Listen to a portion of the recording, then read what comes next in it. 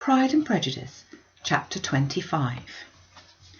After a week spent in professions of love and schemes of felicity, Mr. Collins was called from his amiable Charlotte by the arrival of Saturday. The pain of separation, however, might be alleviated on his side by preparations for the reception of his bride, as he had reason to hope that shortly after his next return into Hertfordshire the day would be fixed that was to make him the happiest of men. He took leave of his relations at Longbourn with as much solemnity as before, wished his fair cousins health and happiness again, and promised their father another letter of thanks. On the following Monday, Mrs. Bennet had the pleasure of receiving her brother and his wife, who came as usual to spend the Christmas at Longbourn. Mr. Gardiner was a sensible, gentlemanlike man, greatly superior to his sister, as well by nature as education. The Netherfield ladies would have had difficulty in believing that a man who lived by trade, and within view of his own warehouse, could have been so well bred and agreeable. Mrs. Gardiner, who was several years younger than Mrs. Bennet and Mrs. Phillips, was an amiable, intelligent, elegant woman, and a great favourite with all her Longbourn nieces. Between the two eldest and herself especially, there subsisted a very particular regard. They had frequently been staying with her in town. The first part of Mrs. Gardiner's business on her arrival was to distribute her presents and describe the newest fashions. When this was done, she had a less active part to play. It became her turn to listen. Mrs. Bennet had many grievances to relate and much to complain of. They had all been very ill-used since she last saw her sister. 2 of her girls had been on the point of marriage, and after all there was nothing in it. "I do not blame Jane," she continued, "for Jane would have got Mr. Bingley if she could. But Lizzie, oh sister, it's very hard to think that she might have been Mr. Collins's wife by this time, had it not been for her own perverseness. He made her an offer in this very room, and she refused him. The consequence of it is that Lady Lucas will have a daughter, married before I have, and that Longbourn estate is just as much entailed as ever. The Lucases are very artful people indeed, sister. They are all for what they can get. I'm sorry to say it of them, but so it is. It makes me very nervous and poorly to be thwarted so in my own family, and have neighbours who think of themselves before anybody else. However, your coming just at this time is the greatest of comforts, and I'm very glad to hear what you tell us of long sleeves."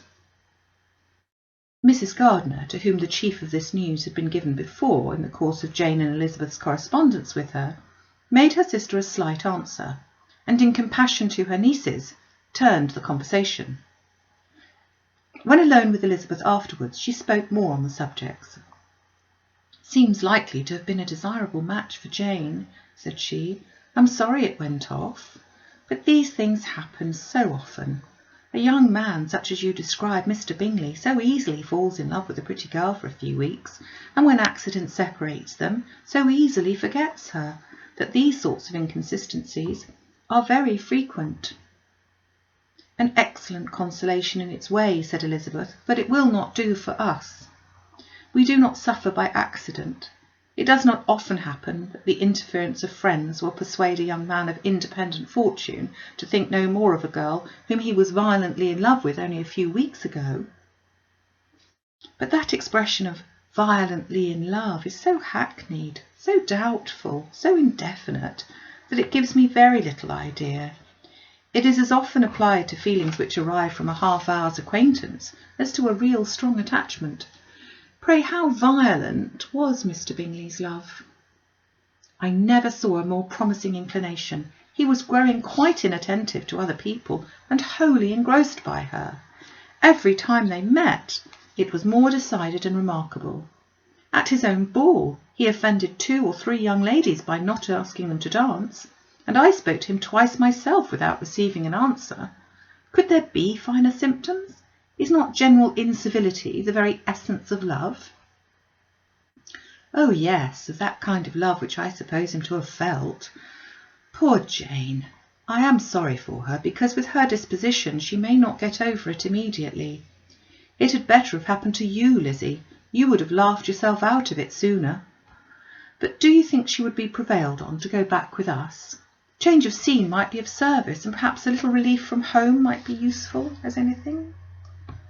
Elizabeth was exceedingly pleased with this proposal and felt persuaded of her sister's ready acquiescence.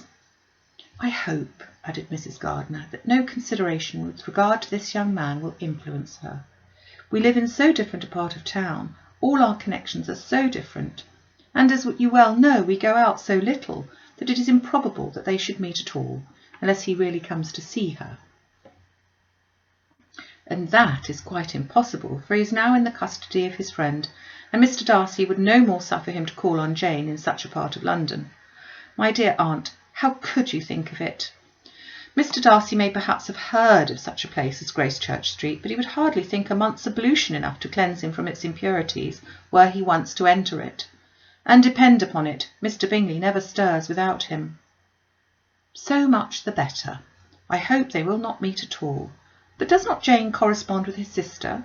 She will not be able to help calling. She will drop the acquaintance entirely." But in spite of the certainty in which Elizabeth affected to place this point, as well as the still more interesting one of Bingley's being withheld from seeing Jane, she felt a solicitude on the subject which convinced her, on examination, that she did not consider it entirely hopeless. It was possible, and sometimes she thought it probable, that his affection might be reanimated, and the influence of his friends successfully combated by the more natural influence of Jane's attractions. Miss Bennet accepted her aunt's invitation with pleasure, and the Bingleys were no otherwise in her thoughts at the same time than as she hoped by Caroline's not living in the same house with her brother, she might occasionally spend a morning without her, without any danger of seeing him. The Gardiners stayed a week at Longbourn, and what with the Phillipses, the Lucases, and the officers, there was not a day without its engagement. Mrs. Bennet had so carefully provided for the entertainment of her brother and sister that they did not once sit down to a family dinner. When the engagement was for home, some of the officers always made part of it, of which officers Mr. Wickham was sure to be one, and on these occasions Mrs. Gardiner, rendered suspicious by Elizabeth's warm commendations of him, narrowly observed them both. Without supposing them, from what she saw, to be very seriously in love, their preference of each other was plain enough to make her a little uneasy, and she resolved to speak to Elizabeth on the subject before she left Hertfordshire, and to represent to her the imprudence of encouraging such an attachment. To Mrs. Gardiner, Wickham had one means of affording pleasure, unconnected with his general powers. About 10 or a dozen years ago, before her marriage, she had spent a considerable time in that part of Derbyshire to which he belonged.